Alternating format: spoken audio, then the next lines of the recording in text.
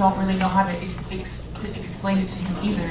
Or maybe you could give me some guidance on how to answer that question properly for him.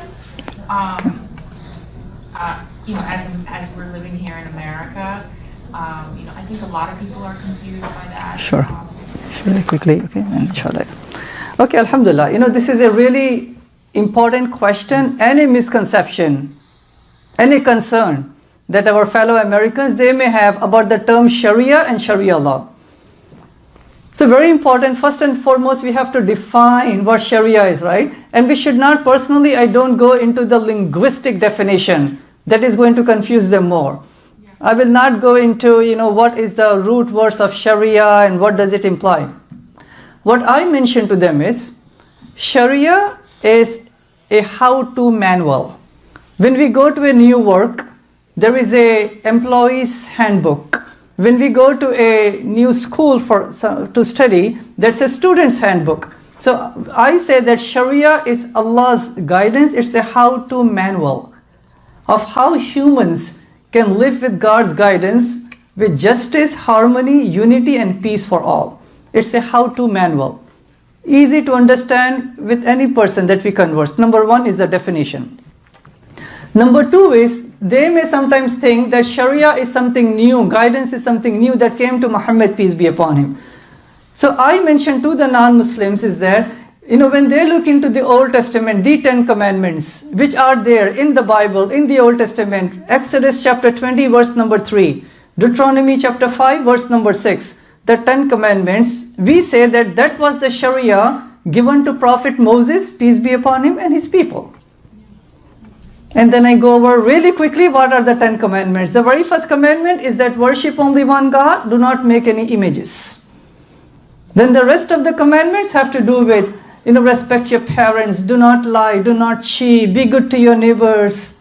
All of these, we say that that was the Sharia guidance given to Moses and his people. Point number 2.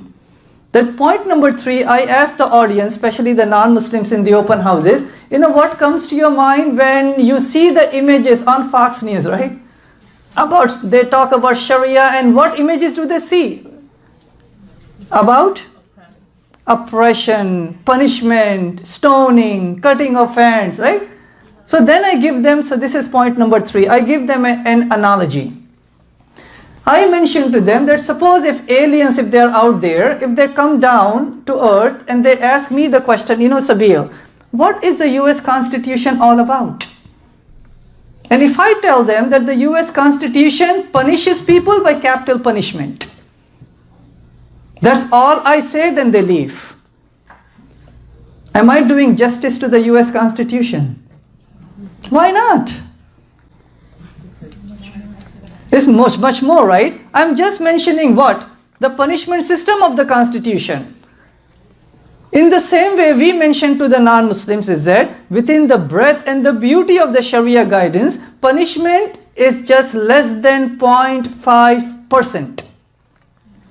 There are 6,000 plus passages of the Quran. Less than 10 of them, they speak about the punishment in this life. If you compile all of them together, they will fill not even one page. And point number 4 is this. Punishment, checks and balances, prevention is always important in any civilized society. That's the reason we have the police force, we have the Homeland Security, the TSA, the Army, the Navy, because we want to have checks and balances. In the same way, within Islam, in a true Islamic state, there should be checks and balances. But these punishment system, the justice system, it cannot be taken in our own hand. It has to be the legal jurist with proper consultation, extracting from God's guidance, with proper process and witnesses. That's when the punishment is taken, not just to punish a person, but as a preventive measure mostly. So that's point number 4. And the Bible also has the same punishment systems, by the way, in the Old Testament. Point number 5 is, that's when we come and convey the examples of other examples of the Sharia guidance. So we mentioned to the non-Muslims is that when the Quran speaks in chapter 49, verse number 13, God says, Allah says in the Quran, this is a translation, that O mankind, O humanity, I have created you from one single male and one single female and made you into people and nations and tribes that you get to know each other. Not that you may despise each other, you get to know each other. And the best amongst you is the one who is a well-mannered person. So we say to our fellow brothers and sisters of humanity that unity of humanity is part of the Sharia guidance. Muhammad, peace be upon him, he said that you're not a full believer if you eat your food and your neighbors are hungry. So taking care of the neighbors, the poor, the hungry, the needy is part of the Sharia law. Paradise lies under the feet of your mothers. That means taking care of your mothers, respecting our parents, being good to the elders. That's one of the ways of going to paradise. So taking care of our parents is part of the Sharia law. Muhammad, peace be upon him, in an authentic narration he said, say something good or remain silent.